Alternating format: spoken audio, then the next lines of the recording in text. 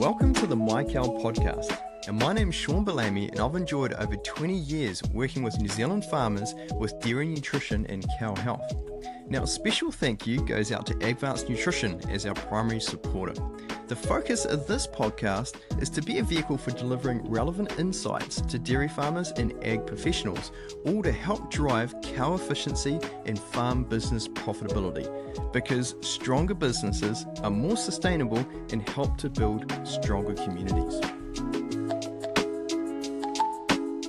G'day everyone, and welcome to the My Cow podcast. Now obviously we've come through the dry period, and some of you are well into transition and calving now, some of you are just coming into the transition period. So I thought it would be a great time to crack open the topic of transition cow management. So the transition period is the period of time between the dry period and when the cow calves. So there's sort of a 3-week window when that cow is going through a whole lot of changes where she's getting herself ready to calve. And I'd say managing the cow through the transition period is really one of the most critical periods for basically gearing that cow up to be productively efficient, which means converting feed into milk really efficiently, and also improving her longevity in the herd. So today I want to talk about how the transition works, so all the nuts and bolts of what's happening in the cow, and then I want to talk a little bit about why we should think about the feed, the rumen, and also what's happening in the liver, and how each of those elements basically work together to improve cow performance and also cow health. And then I want to talk about some practical tips and how we actually shift the needle in transition and improve the outcomes for the cow. So essentially, if we get things exactly how they should be, so we tune that cow very effectively through the transition period, we're going to be reducing or eliminating our downer cows. That's probably number one. We're going to be improving recovery time post-calving. So we're going to have a faster recovery, and we're going to talk a little bit about that. And we're also going to be minimizing condition loss post-calving. So that means less energy cost to rebuild that cow condition through the season. We're also going to be minimizing post-calving disease. So we want to minimize ketosis, metritis, lameness, and also mastitis. And then we want those cows to peak milk higher and peak milk earlier. Really finely tuned, well-working transition is going to give us better feed conversion efficiency, which is the one area I'm most passionate about, getting more milk from the same amount of feed, and which really drives farm profitability and sustainability.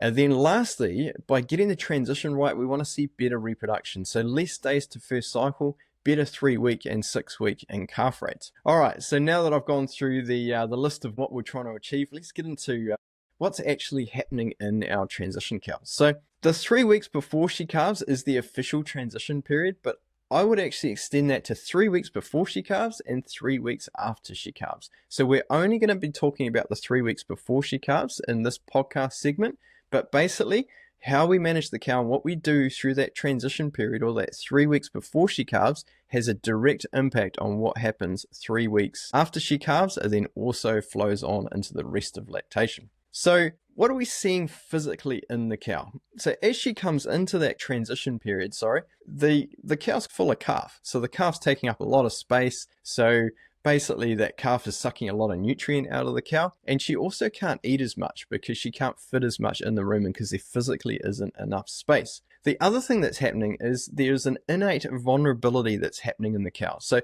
she's a lot more sensitive to stresses from hunger, from people, from the weather, because she's close to calving. So how we manage those stresses because of that innate vulnerability in the cow is really important.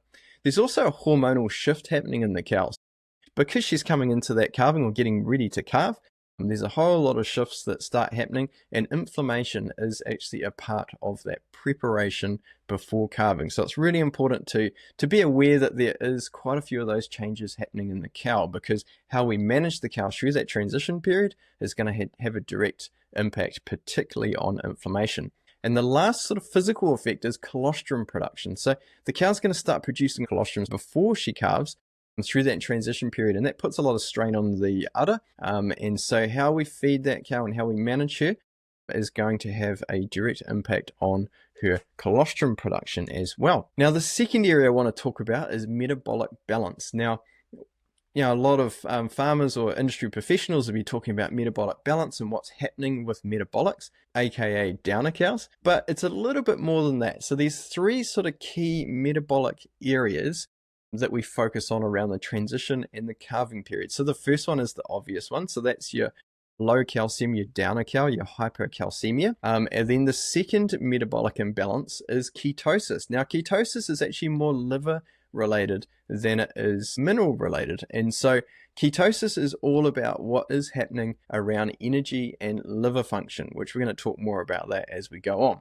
And then the third metabolic balance is actually ruminal acidosis. Now, this is one that gets a very, very little airtime in the industry, but if we can stabilize the rumen and get it working in the right window, we actually reduce a lot of stress and pressure on the cow, and we bolster her performance. It's like, before you go for a run, taking a Barocca or grabbing a whole lot of energy, it just supports you. It gives you a whole lot more nutrient when you're going to put your body under pressure. So that third metabolic imbalance of rumen acidosis is important to be aware of. So just backtracking a little bit, calcium draw is probably one of the key things to think about through that transition period. So the cow's going to need a lot of calcium pre-calving because she's producing a lot of colostrum, and she's also going to need a lot of calcium post-calving as well. So once we get into the tips and the tricks around what we can do in our transition cows, then we're going to talk more about calcium. Phosphorus and magnesium are also very important. If you put a puppet on a string and you had 3 strings that control the puppet,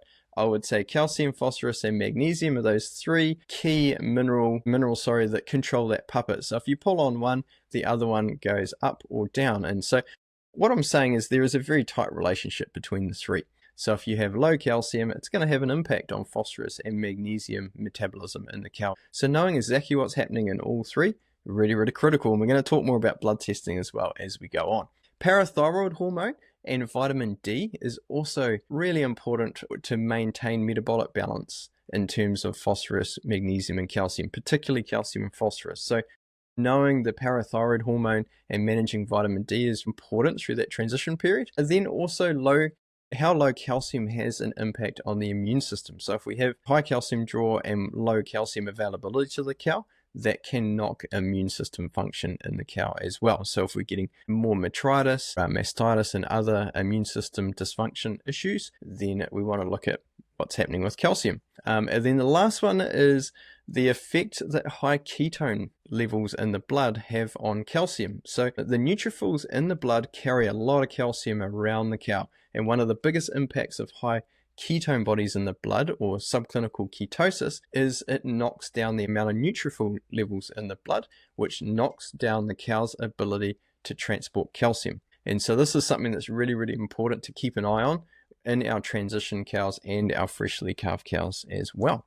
Now, the third key factor to look at in our transition cows is rumen change and rumen function. So we talked a little bit about the third metabolic issue that we need to keep an eye on as ruminal acidosis. Well, this really plays into how well the rumen is transitioned, because when a diet change takes place, it takes at least 10 to 14 days for the rumen to adapt to a diet change. What it means is that the microbes in the rumen do all the hard work in terms of taking grass, releasing or breaking that grass open and releasing all the nutrient from that grass, then that nutrient goes to the liver and it actually feeds the cow from there. So we're actually feeding the rumen microbes, and the rumen microbes are actually feeding the cow.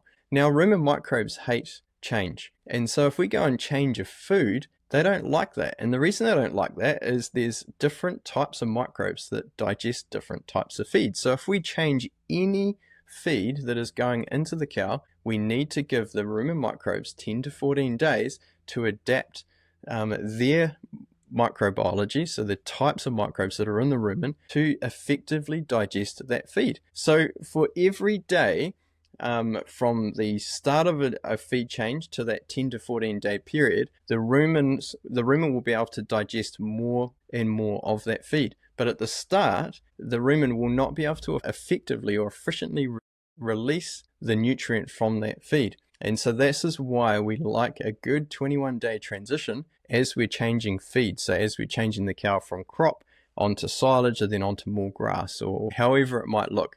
whatever feed change you're putting in the system, we need to give the rumen a decent amount of time. Now, another thing that happens in the rumen is the rumen papillae shrink because the amount of energy that the cow has to eat and process when she's not milking is a lot less than when she's milking. So when she's dry, the rumen papillae shrink, but because of that, they need to grow again, so that when the cow starts lactating and she needs to eat or process more energy, we need larger rumen papillae. So again, it takes a bit of time for those rumen papillae to grow. As we go through the transition period, how we feed the cow does interrelate to how well those papillae grow out and how well prepared that cow is for early lactation. And we talked a little bit about space reduction. So the calf is quite large, so the rumen is a little bit smaller, so it has less room in it. But it's very, very important that we fill that rumen up. And I'm going to talk more about fiber and feeding as we go on. Now, lastly, I just want to stress time is absolutely critical. So making sure your cows have a minimum of 14 days pre-calving, so the rumen, the liver, and the cow has time to transition properly before she calves. All right, the third and final one is liver capacity and function. So liver prep. So the liver basically is a really important organ for delivering nutrient to the cow. And so there's basically a two-step process. Feed goes into the rumen microbes break that feed open, they release all the nutrients go into the blood, and a lot of those nutrients find their way into the liver. And the liver basically burns those nutrients as fuel. It's a lot more complicated than that, but it's probably an easy way to look at it. So the more efficiently the fire in the liver is burning, the more efficiently it's converting those nutrients into metabolites that can be used by the cow to make milk, to build cow condition, to fight infection, all those things that are really, really important. So what we're trying to do through the transition period is we're trying to finely tune that liver so that fire in the liver is burning hot and it's burning super efficiently. We don't want a dirty fire that is producing a whole lot of ketone bodies and getting choked up with fat, not performing well. If we don't look after the liver, the cow will calve and she loses lots of condition. It takes a lot longer for her to recover. Her rumination will stay lower if her appetite is low. It basically has a whole lot of knock-on effects. It's like trying to run a race with one leg. It just does not work. So we need to look after the liver so that that cow will transition well and she'll hit the ground running once she calves. So in this next section, I want to talk about the 5 key boxes that we want to tick before we hit the transition. Now, and I apologize in advance if you're already in the transition period now, but hopefully this will give you some key tips and tricks that you can use next season, or even fine tune what you're doing already. So the first box to tick is test the transition feed. So this is herbage testing. So we want to test any feed that is over a quarter of the cow's diet. So that might be your maize silage, your grass silage, a handful of paddocks that the cows are going to be going into. So the idea of herbage testing the feed that is going to go into the transition cows is it allows us to do a whole lot of calculations that make sure that we've got the diet in the right window. So we want to test the energy or the ME of the herbage or the feed. We want to test the protein or crude protein, and also we want to test the NDF. So that is the feed component of what's going into the cow, and I'm going to give you some numbers as we go on around what we're looking for in the feed. The next area we want to look at is we want to look at the calcium, magnesium, and phosphorus levels. So that allows us to do some calculations to make sure that we're getting enough of these 3 key macro minerals into the cow. And then lastly, we want to look at our potassium levels, because potassium really upsets the decad. And then we want to have a look at sodium, chloride, and sulfur levels, and that allows us to do a full decad calculation on the feed, because if we can get the decad down, that helps to reduce metabolic disease or downer cows. So what this does is these herbage tests allow us to plan. So we can plan how much grass, how much silage, how much decad supplement, whatever else we're putting in there, so that we can try and get things as well set up as we can. A few little tricks if you're doing your herbage testing and trying to set things up really well is trying to avoid effluent paddocks. Any paddocks that you know are high in potassium, because they are going to throw out the decad. Another thing to avoid is trying to avoid silages that are high in butyric acid. So they're not high quality, or they've gone a little bit butyric, because high butyric acid levels can trigger ketosis. So we want to try and keep high butyric acid silages away from our transition cows and away from our freshly calved cows. So again, with your paddocks, if you've had a few downer cow issues in the past, try and do a few different paddocks, and then you can look through the herbages and you can actually choose the paddock that has the lowest potassium or the best balance in it for your transition cows, and that will help improve the outcome of your transition cows and also into lactation as well.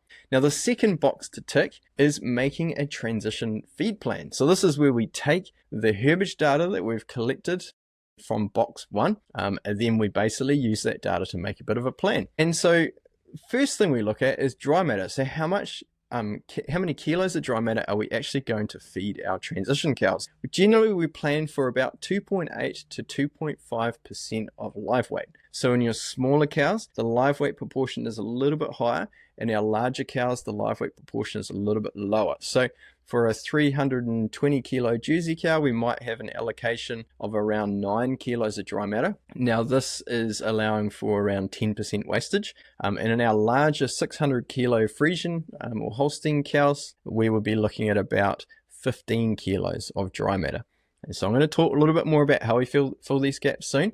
But if we work on that range of about 9 to 15 kilos of dry matter, depending on our live weight of the cow, that will get us in the right window. Now, energy, we want to be between 90 and 130 ME as fed. Now, in terms of crude protein, we want to be a little bit higher than a lot of people have aimed for in the past, and there's good reason for that, which I will talk about in later podcasts. But if we get our protein at that 14, even up to 16% crude protein, that will really help drive gluconeogenesis through the liver and help drive better outcomes post-calving for our cows. Now, just a little side note, high non-protein nitrogen in our as the protein fraction is not ideal. So we do want really good quality amino acids in the feed. And I'm not going to go on and on about this because we will talk more about it in a later podcast. But if you're getting all your protein from nitrogen fueled pasture, then sometimes you can lack key amino acids at this time. So if you're a very high production farm, quality protein is really, really important. Now, lastly, I'm going to talk about NDF or effective fiber. Now, I am going to go on and on and on about this because effective fiber and hay in our transition cows is almost a magical ingredient. Getting your energy levels between 90 and 130 ME is actually quite challenging. What we try and do is we use fiber to fill the gaps, because you might have remembered earlier on we talked a little about stress in the cow. Now, hunger is one of the biggest stresses that you can apply to a cow. Now, they've done research on this, looking at cortisone levels in the blood. They've used weather stress and people stress and all sorts of different stress, and hunger is by far the biggest stress on a cow. So we do not want our transition cows hungry. But we also want to limit their intake of energy. So it's a bit of a conundrum. So we do that by offering ad lib hay. Now, ad lib hay is great because it's full of fiber, but it's relatively low in ME. And so we can keep our energy levels pretty tight by feeding a small amount of grass, a bit of silage once a day to get everything into the cow. And then we just give them as much hay as they want, or straw, whatever they'll eat in the paddock, so that they can keep themselves full and happy and ruminating and doing everything that they need to do. Now, the third box is we want to calculate our macro and mineral supplementation and decad balance. So this is where our herbage tests come into the whole picture, as well as the feed, which I already talked about.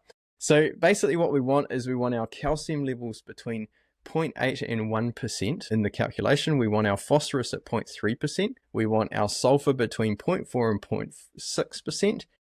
We want our magnesium at 0.3% of the total diet. Now, I know this is really complicated, but if you write down these numbers and you work with your local consultant, they will help you go through this whole process. But these numbers are very, very important. So I'll go back over them again. So we want calcium within the 0.8 to 1% window. We want phosphorus at 0.3%. We want sulfur at 0.4 to 0.6%. And we want magnesium at 0.3% of total diet. And ideally, if we can get potassium below 2.5%, then that will go a long way to helping to balance the decad. And we can often do that by bringing in more maize silage or low potassium feeds and then cutting the grass right back. And that way it sort of helps us manipulate things, and then we can put a decad salt in on top of that, and that will bring the decad right down. I'm going to take a step back here.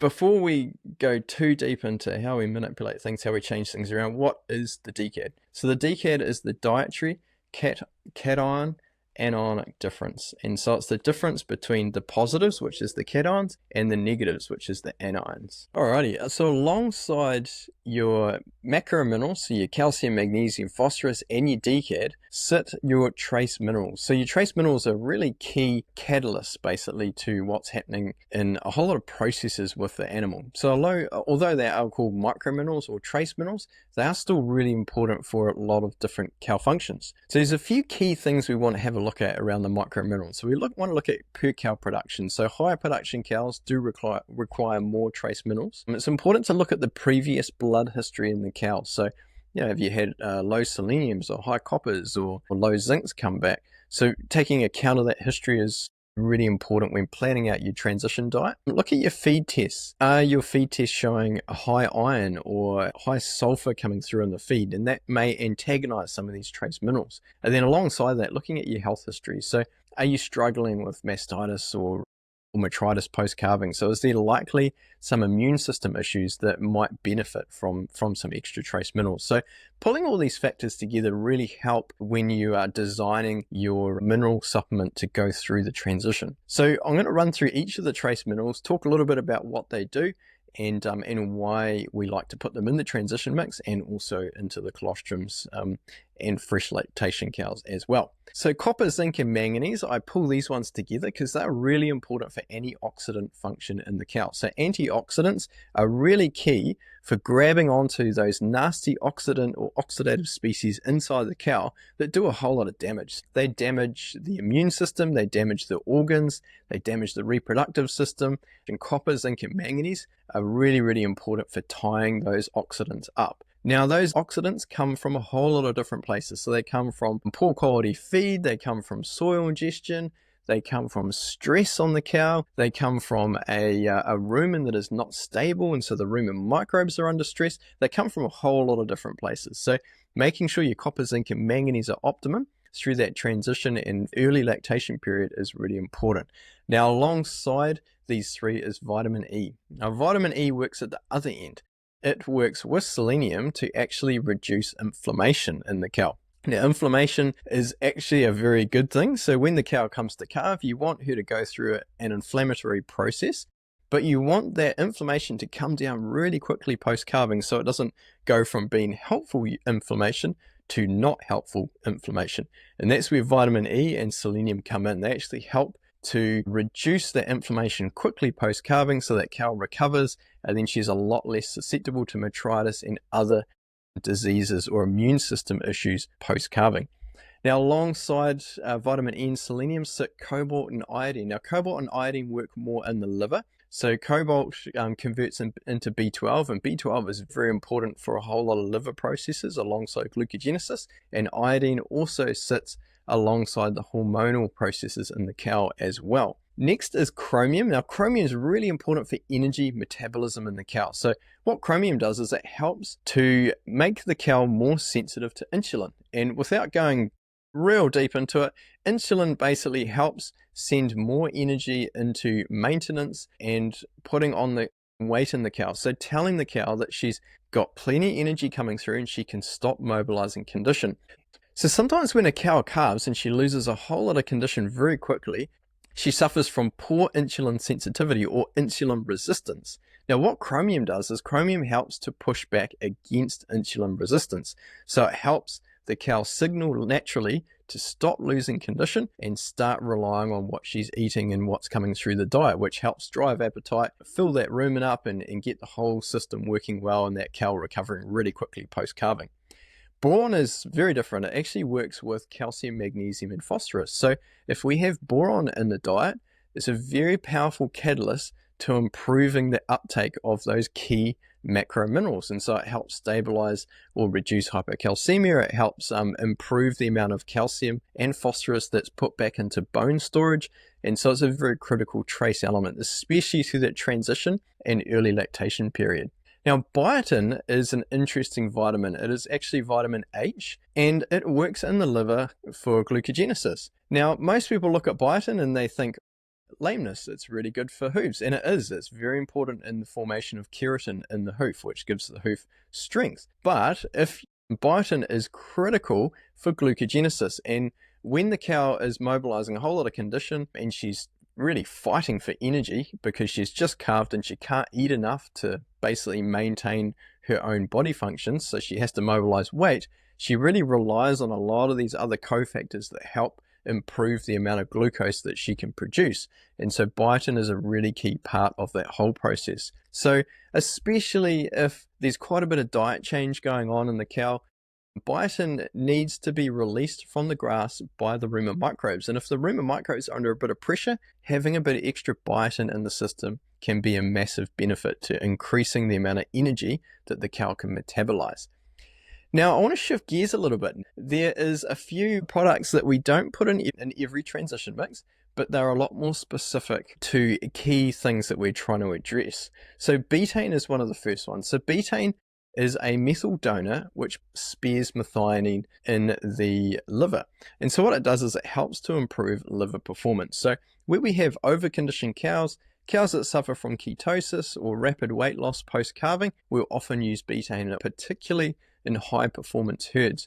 So alongside betaine and performing a similar sort of role is choline and B group vitamins, all helping to sort of clean that liver out and improve its ability to convert non-esterified fatty acids into glucose and also utilize the propionic acid that's coming from the feed into the liver, and the liver's burning that or turning it into energy. Now, sweeteners and pelletants are also really important for transition mixes and in early lactation because we want them to be super tasty and we want the cows to eat as much as possible, because appetite is generally a bit of a tough ask in that transition and freshly calved period, where the cows just don't want to eat as much as they do once they hit peak milk. So trying to sweeten and make these feeds more palatable is very important. All right, the last lever that we have to pull is stress management. And so it's tricky because there's some things we can manage and some things we can't. So I'm really just going to focus on how we can manage around issues that we probably don't have a lot of control over, like how wet it is, the condition of the ground, is it really windy and there's not a lot of shelter, all those sort of things. But we can't control those weather events, but we can manage around them. But before we get into weather, the first thing I want to talk about is hunger. So there's some really great work done a little while ago actually around the stresses in a cow, or what stresses the cow the most. So this work was measuring cortisol levels in the blood. So what they found is hunger is the biggest stress in a cow. And so bigger stress than people, than weather, heat, hunger is the number one. So it released the most cortisol in the blood. And so what they found is that if they keep the cows full, so they're not hungry, it significantly reduces their stress.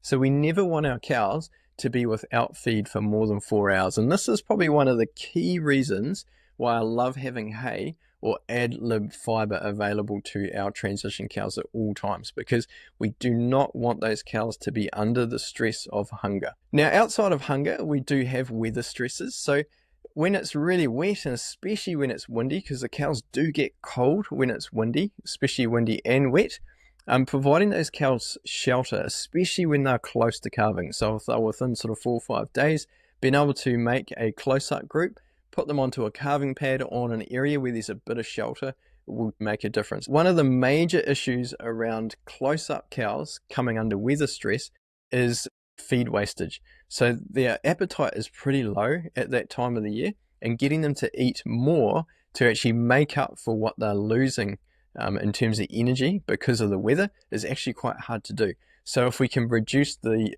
impact of weather on them, then that's going to make a big difference to the energy at calving. So they'll sort of lack a bit of go when they're coming to that calving period. So if we can provide a bit of shelter, some nice dry hard ground so they can actually rest is really beneficial, and that helps them to conserve their energy as they come into calve. Reducing people pressure is also really important. So trying to reduce any unnecessary interaction with the cows. It just reduces another level of stress on your transition cows. Now, one of the key sort of people pressure or cow pressure stresses is actually moving cows within groups. Separating cows out is really stressful for cows, but also bring them into another group of cows that they don't know. So once the cows dry off into their dry off groups, ideally those are the groups that we want to calve them in. We don't want to split them up, but any changes in the groups is going to cause significant stress on the cow, so we want to avoid that.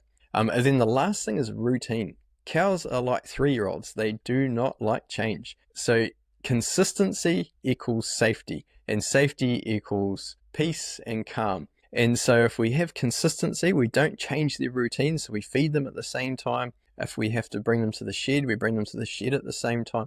Try and keep as many things the same, then that cow will feel a lot more at peace through those periods, and there'll be a lot less stress on the cow, because there is a lot of innate things happening in the cow where she does feel very vulnerable coming into that calving periods. If we can reduce a whole lot of these stresses on the cow, it's going to give her more energy and give her a better chance of coming through that calving and early lactation match fit and ready to roll for lactation. So that sums up our podcast today. We're talking about transition period, what's happening in the cows, and those boxes that we can tick to try and reduce our downer cow disease and set our cows up for the coming lactation. Now, the next podcast is actually going to be a deeper dive. So we're going to have a look at how we actually measure transition success. So we're going to break down what we're looking visually at in the cow. Then we're going to look at blood testing and how we can look at a whole lot of different parameters in the blood. And then lastly, we're going to dig into cow wearable technology and how we can use that as an aid to look at whether we're doing a good job with the transition cows or not. So thanks heaps for jumping in. Look forward to seeing you in the next one. Bye for now.